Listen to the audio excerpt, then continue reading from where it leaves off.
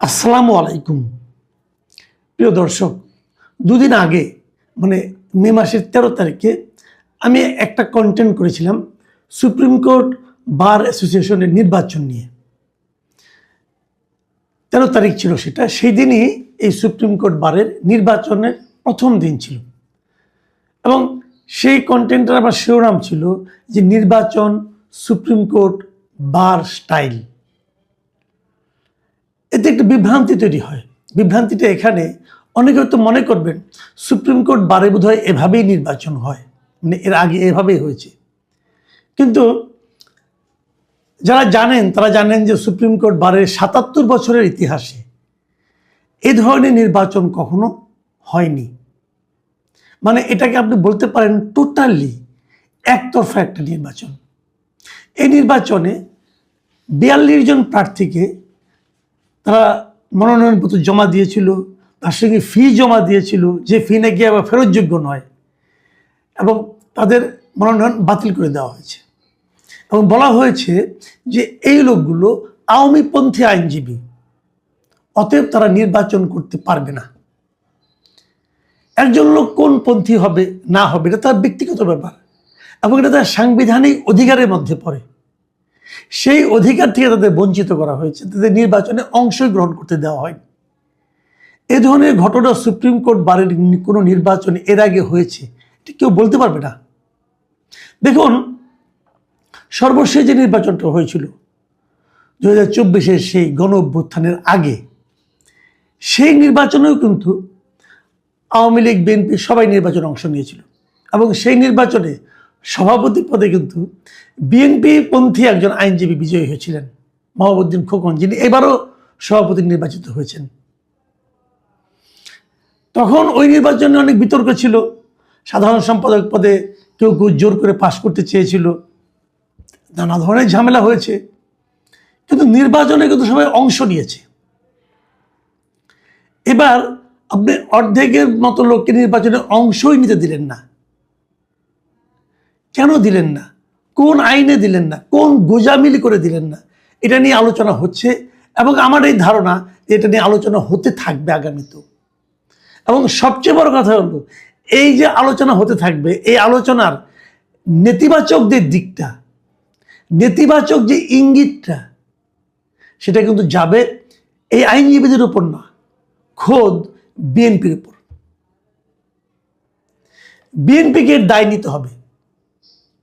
BNP রাজনৈতিক দল হিসাবে এ ধরনের গায়ের জোরের একটা নির্বাচনকে কেন হতে দিল এবং তার সমর্থিত আইনজীবীদের মাধ্যমে, এটা পরবর্তীতে এই প্রশ্নের জবাব বিএনপিকে বারবার দিতে হবে। এটা হলো আমার অবজারভেশন। দেখুন, আমি একটু আপনাদের ব্যাখ্যা করলে বুঝবেন। আমি যদি গত 5 বছরের হিসাবটা আপনাদের কাছে দিই, প্রতি বছরের নির্বাচন হয়, কিন্তু 5 বছর হিসাব করে দেখবেন যে এবারের মতো এত কম ভোট আর কখনো পড়েনি। 2020-21 সালে যে নির্বাচনটা হয়েছিল, সেই নির্বাচনে 76% ভোট পড়েছিল। মানে মোট ভোটার ছিল 7,781 জন, ভোট পড়েছিল 5,940টি। খেয়াল করবেন, তার মানে 76% ভোট পড়েছিল। 2021-22 যে নির্বাচনটা হয়েছিল, সেখানে ভোট পড়েছিল প্রায় 72% মতো, কম বেশি হবে হয়তো বা একটু, ধরেন আপনার 68 থেকে 72% মতো। 2022-23 যে নির্বাচনটা হয়েছিল, সেখানেও ভোট পড়েছিল এরকম 65 থেকে 70% মতো। এবং 2023-24 যে নির্বাচনটা হয়েছিল, সেখানেও ভোট পড়েছিল প্রায় 60 থেকে 62% মতো।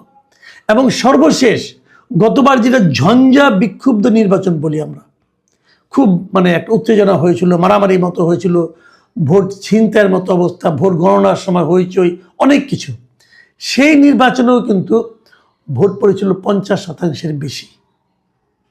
আর এবার একটা গণতান্ত্রিক সরকার, এরা এতদিন যে কটা বললাম এর আগে, ওই সময় তো আমরা বলি যে শেখ হাসিনা সরকার ছিল, এবং শেখ হাসিনা সরকারকে তো আমরা স্বৈরাচারী সরকারই বলি, তাই না? স্বৈরাচারী সরকারের আমলে এরকম ভোট পড়েছিল এবং সেই ভোট পড়া নিয়ে কোনো দলের কোনো আপত্তি ছিল না। বিএনপি, আওয়ামী লীগ, জামাত সবাই অংশ নিয়েছিল, তারপরে এরকম ভোট পড়েছিল। এবার এই গণতান্ত্রিক সরকারের আমলে আওয়ামী লীগকে নির্বাচন করতে দেওয়া হয়নি। আওয়ামী লীগকে ঠিক দেখেন, তো কোনো রাজনৈতিক দল টল নেই। আওয়ামী লীগ এই অজুহাতে তারা আওয়ামী লীগ করেন, অথবা আওয়ামী লীগ মতাবলম্বী, অথবা আওয়ামী মতকে ধারণ করেন, এই ধরনের একটা অজুহাতে বাদ দিয়ে দেওয়ার পর একচেটিয়াভাবে বিএনপি জিতেছে। 14টা আসনের মধ্যে তারা 13টাই পেয়েছে, একটা পেয়েছে জামাতের লোক। বিশাল জয়, ভূমিধর জয়, তাই না? কিন্তু এই ভূমিধর জয়ের চেহারাটা কি? চেহারা হলো এবার ভোট পড়েছে মাত্র 36.48%। মানে প্রায় 2/3 লোক ভোটই দেয়নি। যারা ভোটার তাদের মধ্যে 2/3 লোক ভোটই দিতে আসেনি। এবার সর্বোচ্চ সংখ্যক ভোটার ছিল 11,097 জন ভোটার ছিল এবার। তার মধ্যে মাত্র 4,048 জন ভোটার ভোট দিয়েছেন।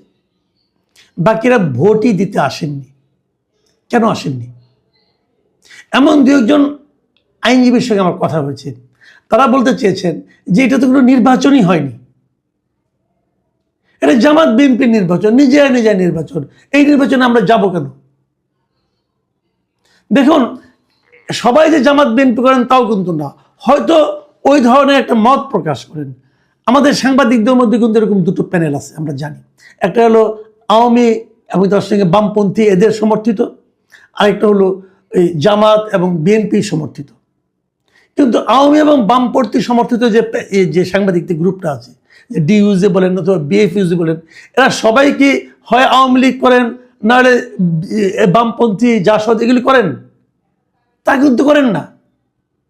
আমার বিবেচনায়, আমার হিসাবে এখানকার যা আছেন তার অর্ধেকের বেশি কোনো রাজনীতিই করেন না। আগে একটা ডিইউজে ছিল, একটা বিএফইউজে ছিল, সেটাকে কতিপয় নেতা, স্বার্থান্বেষী নেতা, লোভী নেতা, সাংবাদিক নেতা, তারা দলীয়করণের মাধ্যমে আওয়ামী লীগ বিএনপি করে বা 2 ভাগ করে দিয়েছে। এখন যারা নাকি রাজনীতি করেন না, তারা এটা ফেরাবেন কি করে? তারা তো ফেরানোর কোনো হাতে, তারা তো অত ক্ষমতাবান না। নেতারা ভাগ করেছেন তাদের সুবিধার জন্য। যেমন আওয়ামী লীগ, আওয়ামী পন্থীদের নেতা যিনি, উনি যে বলেছেন এই সমস্ত সাংবাদিক আমার কাছে, কাজেই প্রাইম মিনিস্টার বলেছে আপনি আমাকে হাত রাখলে সবাইকে হাতে রাখতে পারবেন। বিএনপির একই কথা বলেছে, এই সব সাংবাদিক আমাদের হাতে, আমাকে হাত রাখেন, আমি সবাইকে আপনার অনুগত করে ফেলাবো। কিন্তু বাস্তবতা কি তাই? তাই না। বললাম তো, 60%-এর বেশি সাংবাদিক কোনো দল করেন না। ঠিক একই রকম এই আইনজীবীদের মধ্যেও সবাই কিরকম? সবাই এরকম না। যারা প্রার্থী হয়েছেন, নেতা হয়েছেন, তারাও তো একরকম। কিন্তু অনেক আইনজীবী আছেন যারা কোনো দল করেন না, যারা আইনজীবী পেশায়। এখন আইনজীবী বার কাউন্সিলে যখন নির্বাচনটা হয়, এটা কি দলীয় নির্বাচন? না। তাহলে দলীয় তকমা দিয়ে, দলীয় ট্যাগ লাগিয়ে আপনি একটা বড় একটা অংশকে আপনি নির্বাচনের বাইরে রাখলেন। রাখার পর কি হলো? ম্যাক্সিমাম ভোটার ভোটই দিতে এলো না। কারণ যখন আপনার 36% ভোট হয়, তার মানে কি? তার মানে 63% লোক কিন্তু ভোট দিতে আসেনি। মানে দিতে না আসার সংখ্যাটা যত লোক দিতে এসেছে তার চেয়ে বেশি। তাহলে এটা আপনারা কেন করলেন? দেখেন, আমরা সবসময় সুপ্রিম কোর্টকে মনে করি ন্যায় বিচারের একটা জায়গা। যখন আমি কোথাও বিচার পাবো না, তখন আমি আদালতে যাব। নিম্ন আদালতের বিচারে যদি আমি খুশি না হই, আমি এরপর উচ্চ আদালতে যাব।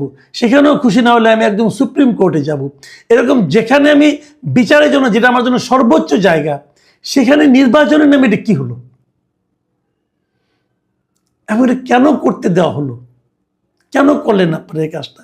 এই কাজটা করে আপনারা কি আপনাদের পেশার সম্মান বৃদ্ধি করতে পেরেছেন? আপনারা নির্বাচন করেছেন, আপনারা জিতেছেন, কিন্তু যদি সবাইকে নিয়ে নির্বাচন করতেন, হয়তো আপনি জিততেন। দেখুন, এই যে মাহবুবউদ্দিন খোকন, উনি এবার সভাপতি হয়েছেন।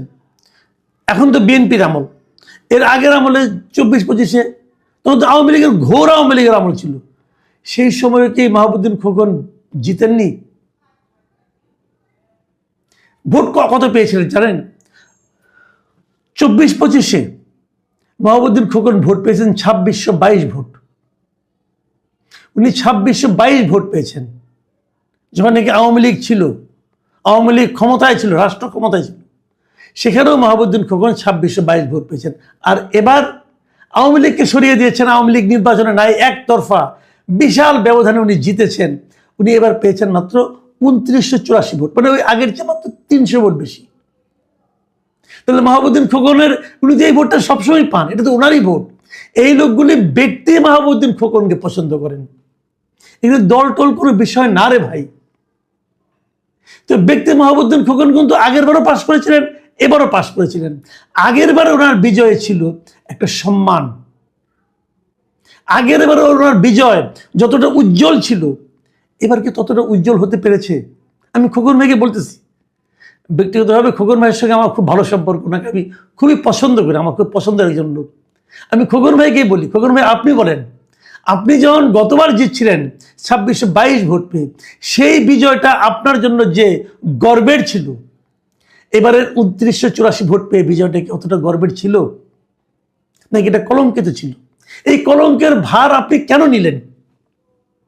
কেবল আপনি নিয়েছেন তা কিন্তু নয়, এই কলঙ্কের ভার কিন্তু আপনার দলকে, মূল দলকে, বিএনপিকে নিতে হবে।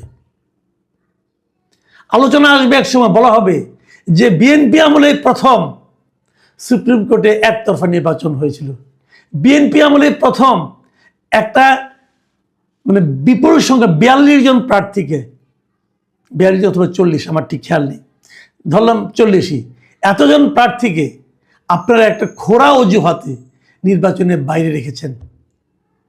খুব জরুরি ছিল, এইটা 1 বছরের জন্য একটা নির্বাচন, একটা পেশাজীবী সংগঠনের নির্বাচন, এটার মধ্যে তেমন কোনো মধুও তো নাই। কি মধু আছে এখানে বলেন, যেটা আপনাকে হতে হবে? সেই নির্বাচনটা আপনারা কলুষিত করলেন, মানে সামান্য একটু লাভ এটা আপনারা ছাড়তে চাইলেন না। নির্বাচন হলে আমার ধারণা বিএনপি জিততে দিবার, কিন্তু সেইটাকে আপনারা মিনিমাম রিস্ক দিতে চাইলেন না। আপনারা আওয়ামী লীগের লোকজনকে ভয় পেলেন। এটা যদি হয় তাহলে বিএনপির সামনে যে নির্বাচনগুলি বিএনপি কন্ডাক্ট করবে আগামী 5 বছর, কি হবে সেগুলোতে? আমরা কতটুকু আশাবাদী হব? অথচ বিএনপি কিন্তু আওয়ামী লীগের 15 বছর ধরে একটা সংগ্রামী করেছে, একটা সুষ্ঠু নির্বাচনের সংগ্রাম করেছে। জনগণকে একটা কথাই বলেছে যে আমরা ভোটের অধিকার চাই, জনগণ যাকে ভোট দিবে সেই নির্বাচিত হবে। এই কথাটা বিএনপি গত 15টা বছর ধরে বলে এসেছে। এই তার প্রতিফলন। আপনারা এই ভোট চেয়েছিলেন,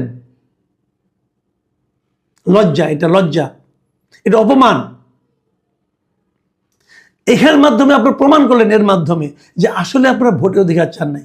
শেখ হাসিনাও কিন্তু বলতো ভোট ও ভাতের অধিকার, এবং ভোট ও ভাতের অধিকার নাম উনি যা দিয়েছিলেন সেটা নিয়ে আমরা ক্ষুব্ধ ছিলাম, রাগান্বিত ছিলাম, এবং এক পর্যায়ে ওনাকে আমরা